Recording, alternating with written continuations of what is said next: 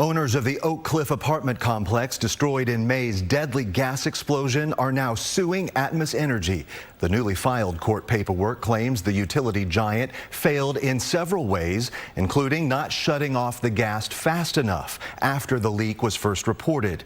You know, it ended with an explosion that killed 3 people, including a child, and injured 5 others.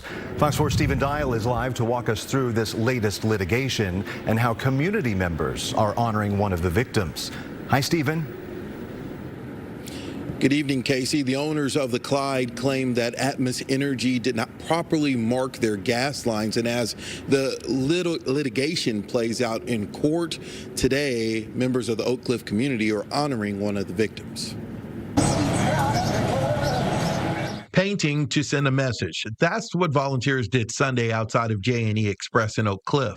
This is amazing. This is mind-blowing. I'm really impressed. I'm really proud of the community. They want to be a part of this.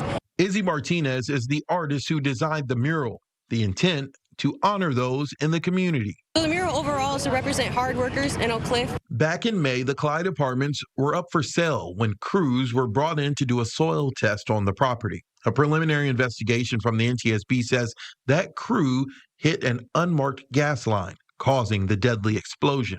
Should forever be in our hearts. The blast killed 3 people, including 79-year-old community activist Sylvia Collins. Sylvia, she was very important in our community. She was always out there doing whatever it took to get people engaged. Nearly 2 months later, the owners of the Clyde are suing Atmos Energy. They claim Atmos failed to properly mark its gas line and allegedly ignored known safety risks.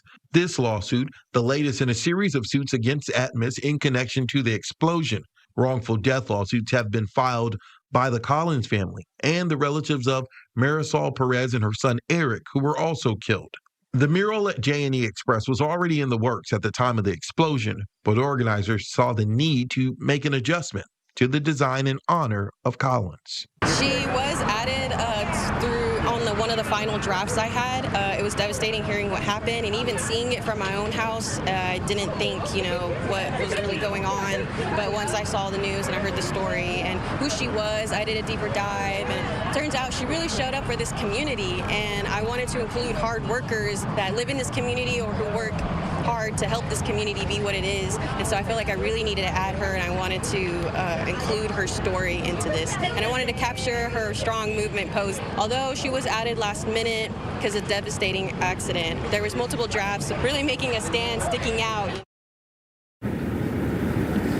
Atmos Energy does not comment on pending litigation, so we likely won't get a response into the latest lawsuit.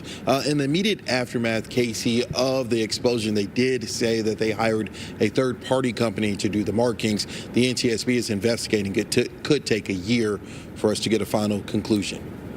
To be continued. Fox 4 Stephen Dial reporting live for us on a Sunday. Thank you so much, Stephen.